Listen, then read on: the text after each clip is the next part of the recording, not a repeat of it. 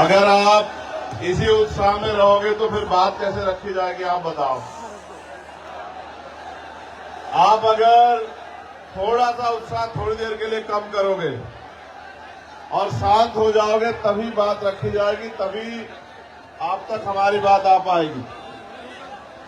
तो मैं अपने प्यारे भाइयों से, साथियों से आग्रह करूंगा कि वो जहां हैं वहीं बैठ जाएं, क्योंकि अगर वो बैठ जाएंगे तो अपनी बात को रखने में थोड़ा सा आनंद आ जाएगा, और अगर नहीं बैठेंगे तो समझ ही नहीं आएगा। कोई किसी को मत कहो, मैं उनसे खुद आग्रह कर रहा हूं कि वो बैठ जाएं। मैं अपने भाइयों से आग्रह कर रहा हूं कि वो बैठ जाएं।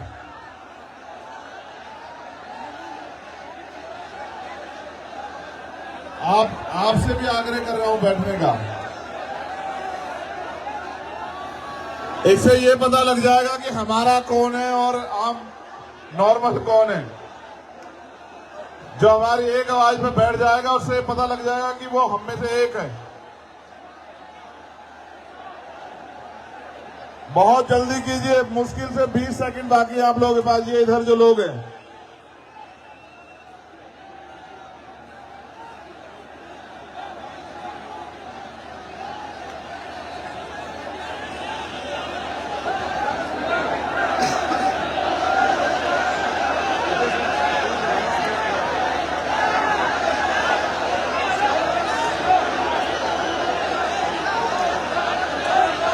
अब जो लोग पंडाल के अंदर हैं उनसे मेरा आग्रह रहेगा कि वो अपने मोबाइल की टॉर्च जलाएं,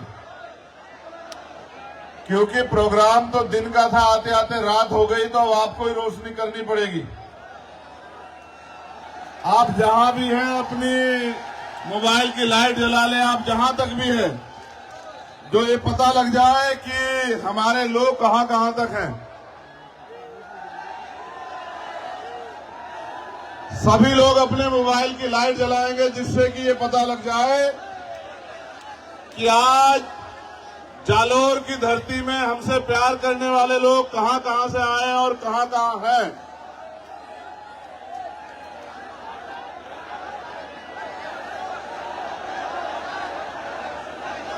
चलो शुरू करते हैं। अभी इन्हें जला के रखो, ये अच्छा लग रहा है। ऐसा लग रहा है भारत चांद पे नहीं गया, चांद जालोर में आ गया।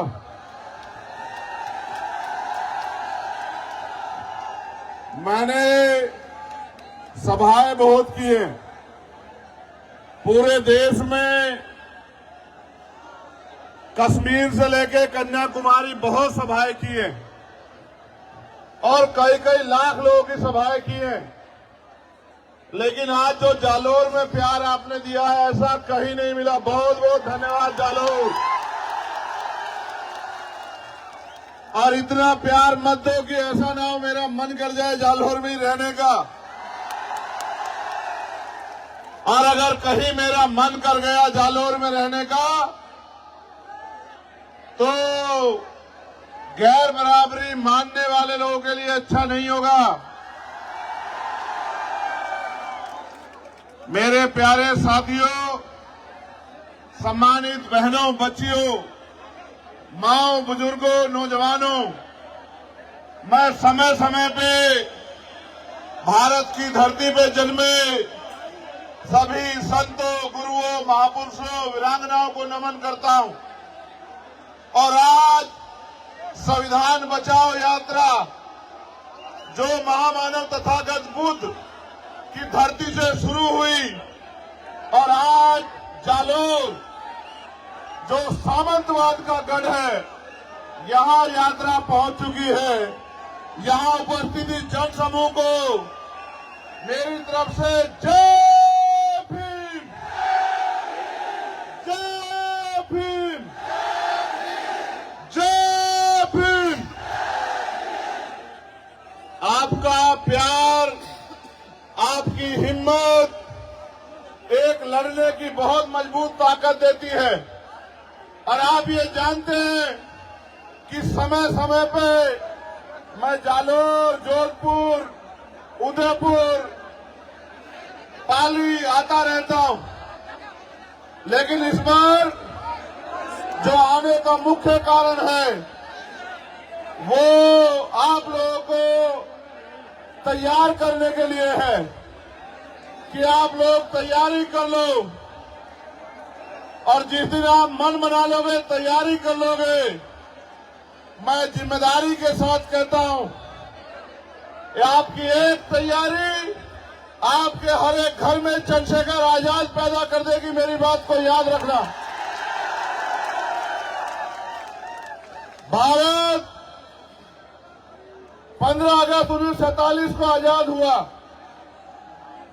लेकिन इस देश के शोषितों को, वंचितों को, कमजोरों को, किसानों को, महिलाओं को अगर असल आजादी मिली तो वो मिली 26 जनवरी 1950 को, जब डॉक्टर बाबा साहब अम्बेडकर के द्वारा लिखा संविधान इस देश में लागू हुआ और भारत के हर एक नागरिक को समता, समानता, बंधुत्व, भाईचारे के साथ रहने का अवसर मिला। लेकिन एक बड़ी ताकत जो आपको मिली संविधान के जरिए, वो थी देश के हर एक बालिग व्यक्ति को वोट। देश आजाद हुआ, वोट की शक्ति से राजनीति में बराबरी आई, लेकिन क्योंकि देश में जाति के नाम पे, धर्म के नाम पे, सामाजिक स्तर पे, आर्थिक स्तर पे जो गैर बराबरी थी, उस समय की सरकारों ने उस गैर बराबरी को खत्म करने के लिए कोई अच्छा कदम नहीं उठाया। धीरे धीरे अमीर अमीर होता गया, गरीब गरीब होता गया, और आज ऐसा समय आ गया है कि देश की 90% पूंजी 10% लोगों के हाथ में है, और देश के 90% लोग 10% साधनों से अपने जीवन को जी रहे हैं। अभी अभी बिहार में जातिगत जनगणना के आंकड़े सार्वजनिक हुए। वो आंकड़े कहते हैं कि भारत में जो बिहार है, जिसकी अभी अभी जनगणना हुई, वहां 90% आबादी दलित, पिछड़े, आदिवासी और अल्पसंख्यक समुदाय की है। अगर राजस्थान में भी आप लोग जातिगत जनगणना करवा दो तो यहां भी आपको पता लगेगा कि यहां भी 90% आबादी दलित, आदिवासी, पिछड़े और अल्पसंख्यक समाज की होगी। अब सवाल ये है कि जिनकी आबादी 90% है, उनके हिस्से में क्या है। और इस सवाल को अगर धरातल पे देखो तो ये महसूस होगा कि न उनको उद्योग है, न उनके पास रोजगार है, न उनके पास पर्याप्त नौकरियां हैं, न उनके पास जमीन है, और न ही उनके पास और किसी तरह का साधन है कि वो स्वाभिमान सम्मान का जीवन जी पाए। ये स्वाभिमान सम्मान का जीवन मांगने से नहीं मिलता है। अगर स्वाभिमान सम्मान का जीवन चाहिए, इसकी कीमत चुकानी पड़ती है। मर तो राजस्थान में हम लोग लंबे समय से रहे। आपको इंदु मेघवाल याद होगा, आपको जितेंद्र मेघवाल याद होगा, आपको कार्तिक भील याद होगा, आपको ओम प्रकाश रेगर याद होगा, आपको नासिर जुनैद याद होंगे, आपको असगर याद होगा। इतने जुल्म, इतना अन्याय और न्याय मांगने पर लाठियां, झूठे मुकदमे, डर और तमाम तरह से जिस तरह भी से भी पीड़ित को डराया जाए, धमकाया जाए, पंचायत करा के, हल्ला मचा के, मैं लंबे समय से राजस्थान में देख रहा हूं। लेकिन मेरे साथियों, इसके लिए जिम्मेदार वो लोग नहीं है, इसके लिए जिम्मेदार है हम लोग, क्योंकि 90% आबादी होने के बावजूद भी और लोकतंत्र के आने के बावजूद भी राजस्थान में हमारी राजनीतिक हैसियत नहीं है। अगर राजस्थान में हम लोग अपनी राजनीतिक हैसियत बना लें तो ना तो हमें अच्छी पढ़ाई के लिए किसी के आगे हाथ फैलाना पड़ेगा, ना रोजगार के लिए किसी के आगे हाथ फैलाना पड़ेगा, ना अपने बच्चों के लिए बड़े बड़े हॉस्टल बनाने के लिए हाथ फैलाना पड़ेगा, ना हॉस्टल में सुविधा देने के लिए हाथ फैलाना पड़ेगा, ना बहन बेटियों की शादी करने के लिए अपनी जमीन गिरवी रखनी पड़ेगी या उधार लेना पड़ेगा, ना ही बीमार होने पे इलाज के लिए हमें किसी की तरफ बेबस लाचार निगाहों से देखना पड़ेगा।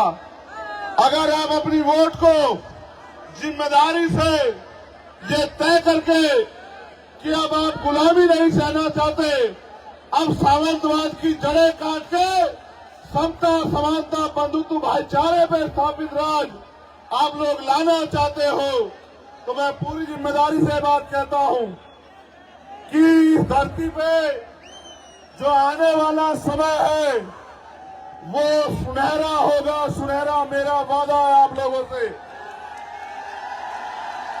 इसलिए मैं आपसे अपील करने के लिए आया हूं, अगर आप चाहते हो कि फिर किसी जितेंद्र के साथ, इंद्र के साथ, कार्तिक भील के साथ, ओम प्रकाश रैगर के साथ अन्याय ना हो, तो आप अपने पैरों पे खड़े होने के लिए तैयार हो जाओ।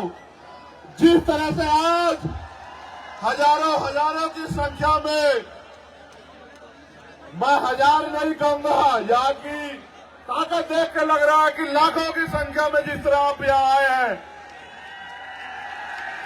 अगर आप अपनी वोट को संगठित होकर आजाद समाज पार्टी को दो, तो मैं गारंटी से कहता हूं कि किसी सामंतवादी में इतनी हिम्मत नहीं बचेगी कि वो हमारी बहन बेटियों की तरफ आंख उठा के देख ले, वो हमारे बच्चों की तरफ आंख उठा के देख ले। ये कोई मुश्किल काम नहीं है मेरे लोगों, ये बहुत आसान काम है। आसान इसलिए है कि पहले जब राजतंत्र था तो तलवारें चलती थी, भाले चलते थे, हाथी घोड़ों पे युद्ध होता था। आज लोकतंत्र में सिर्फ ईवीएम का बटन दबाना है। अगर आप अपने अंगूठे को तैयार कर दो और अपने साथियों को भी कह दो कि अंगूठा मजबूत कर लो। पहले सामंतवादी ये अंगूठा आपकी जमीन लूटने के लिए लगवाया करते थे, आज ये अंगूठा आपकी तकदीर बदलने के लिए लगेगा। अगर आपने फैसला लिया तो मैं जिम्मेदारी से कहता हूं कि आने वाला कल आपका होगा, आने वाला समय कमजोरों का होगा, किसानों का होगा, महिलाओं का होगा, नौजवानों का होगा। इसलिए मैं आपसे अपील करता हूं, एक समस्या भी मेरे सामने रखी गई है। मुझे बताया गया है कि इस क्षेत्र में पानी की बड़ी कमी है। मैं मीडिया के साथियों से कहूंगा कि मेरी बाकी खबर चलाना है ना चलाना, लेकिन मेरी इस बात को जरूर उठाना, क्योंकि ये जन समस्या है और यहाँ के लोग, हर जाति धर्म के लोग इस समस्या से पीड़ित हैं कि सन 1966 में राजस्थान में गुजरात के समझौते से माही बेसिन पर कडाना बांध निर्माण का समझौता हुआ था, जिसमें शर्त रखी गई थी कि सिरोही, जालोर, बाड़मेर के किसानों को खेती के लिए और पीने के लिए 127 टीएमसी पानी दिया जाएगा। कालांतर में बांध का निर्माण हुआ और 132 गांव बांसवाड़ा के डूब गए। 45 किलोमीटर का एरिया राजस्थान का बांध क्षेत्र में चला गया। 2002 में नरेंद्र मोदी ने सुजलाम सुफलाम की कच्ची नहरें 320 किलोमीटर की बना दी और अब पानी नहीं दे रहे, जो हक का पानी बैठता था, जिसका वादा हुआ था 127 टीएमसी पानी का। स्थानीय किसान संगठन ने जब 121 आरटीआई लगाकर उच्च न्यायालय गया तो पता चला 17 जवाई बांध पाली जितना पानी हर वर्ष बरसात में खंभात की खाड़ी के समुद्र में बहकर जा रहा है, लेकिन राजस्थान के पश्चिमी जिले को नहीं दिया जा रहा है। और यहाँ के जो केंद्र के जल शक्ति मंत्री हैं भैरव सिंह शिखावत, वो उसमें रंगा डाल रहे हैं। मैं आपसे वादा करके कहता हूं, अगर आपने इस क्षेत्र से, इन जिलों से आजाद समाज पार्टी को ताकत देने का काम किया, मेरा वचन है आपको कि ये जो पानी की समस्या है इसको हम लोग खत्म करके दिखाएंगे। और जो भी इसके बीच में आएगा, चाहे वो मंत्री जी हो केंद्र के या राजस्थान सरकार के, उनको हम विधानसभा लोकसभा में जाने लायक नहीं छोड़ेंगे। ये बात याद रखना आप लोग। मेरे साथियों, आपका जो गुस्सा मैंने देखा, लेकिन मेरी इस बात पे गौर करो। आपकी सारी समस्याएं एक कागज पे लिख के और लिफाफा पैक करके आप मुझे दे दो और अपनी वोट की ताकत से आजाद समाज पार्टी को ताकतवर बना दो। मैं आपको लिख के देता हूं कि भारत के लोकतंत्र में वो शक्ति है, आपकी सारी समस्याएं अगर 6 महीने में हल न करा दी तो मैं राजनीति से त्याग कर दूंगा। मेरी इस बात पे गौर करो। बाबा साहब अम्बेडकर ने कहा कि राजनीतिक सत्ता वो चाबी है जो आपके सारे ताले खोल सकती है, आपकी सारी समस्याओं का हल कर सकती है। और मान्यवर काशीराम साहब ने कहा, जिसका दल नहीं होता उसके पास बल नहीं होता, और जिसके पास बल नहीं होता उसकी समस्याओं का हल नहीं होता। अगर आप अपनी समस्याओं का हल चाहते हो, सीना तान के इस क्षेत्र में जीना चाहते हो, रोजगार चाहते हो, जमीन चाहते हो, स्वाभिमान सम्मान का जीवन चाहते हो, जुल्म जातीय अत्याचार से मुक्ति चाहते हो, तो दोनों हाथ उठा के ऐसे मेरे साथ संकल्प करो कि इस बार हम आवाज लगा के संकल्प करो कि इस बार हम आजाद समाज पार्टी को अपने क्षेत्र से जिताकर भेजेंगे, ताकत हिम्मत देके भेजेंगे। आप ये जानते हो, नहीं मेरी बात पे अब गौर करो। क्या कभी कोई ऐसा मसला हुआ जब आप पे आंच उठी और चंद्रशेखर आजाद ने आपकी लड़ाई ना लड़ी हो? पूरी जिम्मेदारी से बताओ मेरे लोगों। आपको पता है जब मैं जालोर आया, 4 बार मुझे यहां से उठा के यहां की सरकार ने दिल्ली भेज दिया, एयरपोर्ट से वापस भेज दिया। 3 बार गाड़ी से लेके गए, 1 बार लेके गए, मैंने उनको वहीं छोड़ा पुलिस के लोगों से, फ्लाइट से बैठा, फिर वापस आ गया। यहाँ के अधिकारियों ने मुझसे माथा पीट के कहा कि यहाँ के नेता जिनको ये वोट देते हैं वो उनकी तरफ देखना भी नहीं चाहते, आप किस मिट्टी के बने हो। मैंने उनसे एक बात कही, गौर करना, कि उनका उनसे राजनीति का रिश्ता है, मेरा इन लोगों से खून का रिश्ता है। खून कहीं रहता हो और खून कहीं से भी बहे, खून को खून की आती है। जब तक मैं इस क्षेत्र में, क्योंकि देश तो आजाद लगभग हो गया है, इस क्षेत्र में अभी सामंतवादी सोच के लोग सुधारने का काम नहीं कर रहे।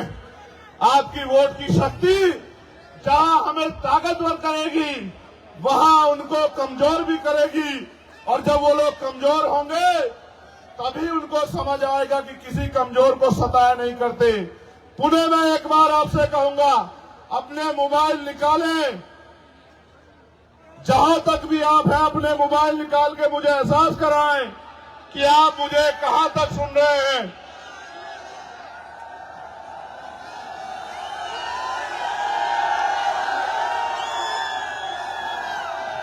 इधर वाले नहीं निकाल रहे मोबाइल, ये हमारे साथ नहीं है क्या?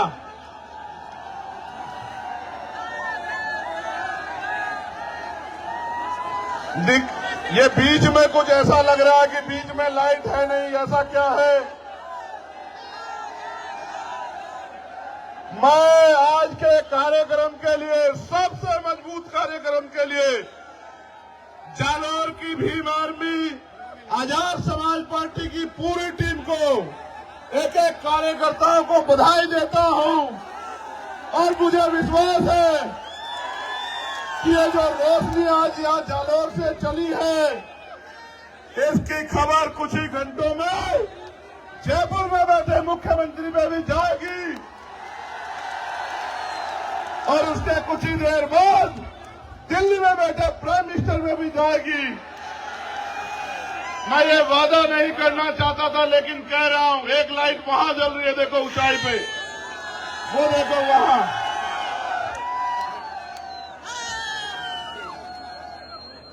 मैं आपसे वादा करके कहना चाहता हूं, मैं आपका नेता नहीं हूं, मैं आपका भाई हूं, बेटा हूं, अपना हूं। मेरा आपसे चुनावी रिश्ता नहीं है। चुनाव 2 महीने में खत्म हो जाएगा। मैं वचन दे के कहता हूं, जब तक मेरे लहू में, मेरे शरीर में लहू का आखिरी कतरा रहेगा, चंद्रशेखर आपके लिए था, आपके लिए है और आपके लिए रहेगा, इस बात को याद रखना। अभी तो मेरे हाथों में कलम की ताकत नहीं है मेरे लोगों। जिस दिन कलम की ताकत मेरे हाथ में होगी, उस दिन देखना आपकी तरफ उठने वाली हर एक को, हर आंख को आपके सम्मान में झुकना पड़ेगा। मेरा वादा है आप लोगों से। अगर आपने विधानसभा चुनाव में मेरी हिम्मत बढ़ाई, तो लोकसभा चुनाव में मैं आपके बीच रहूंगा। मेरा आपसे वादा है, इस बात को अब याद रखना। पूरी हिम्मत ताकत से रहूंगा। पुणे, आप सबको बहुत बहुत बधाई। ऐ मेरे गरीबों, कमजोरों, शोषितों, पीड़ितों, एक नया सवेरा आने वाला है। उठो, जागो और अपने भविष्य का फैसला वोट की शक्ति से अपने आप करो। आने वाला कल ऐसी रोशनी आपकी जिंदगी में लेके आएगा, जैसी रोशनी आज आपने मेरे सम्मान में की है। बहुत बहुत धन्यवाद।